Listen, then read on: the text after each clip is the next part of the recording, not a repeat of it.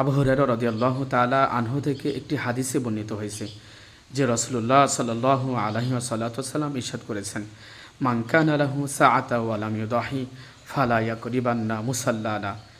সামর্থ্য থাকা সত্ত্বেও যারা কোরবানি করল না তারা যেন আমাদের ঈদগাহের নিকটবর্তীও না হয়।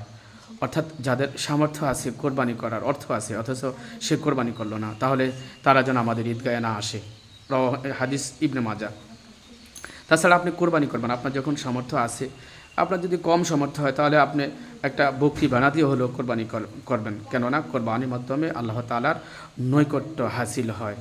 আল কোরবানু মা ইউতাকাররাবু বিহি ইলাল্লাহি তাআলা। কোরবানি ওই মাধ্যমকে বলা হয় যার মাধ্যমে আল্লাহ তাআলার নৈকট্য হাসিল হয়, অর্থাৎ আল্লাহ তাআলার নিকটবর্তী হওয়া যায়।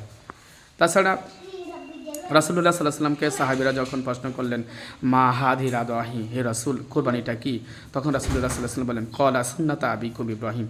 কোরবানি হচ্ছে তোমাদের পিতা ইব্রাহিমের সুন্নাহ।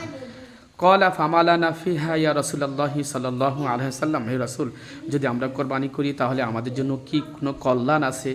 রাসূলুল্লাহ সাল্লাল্লাহু আলাইহি ওয়াসাল্লাম বলেন, হ্যাঁ, অবশ্যই কল্যাণ আছে। ক্বালা বিকুল্লি শাআরাতিন হাসানা। কোরবানির পশুর জবাইয়ের বদলতে, প্রত্যেকটা পশমের বদলতে একটি করে নেকি দেওয়া হয়। এই জন্য কোরবানি করবেন নেকি করার, নেকি হওয়ার জন্য।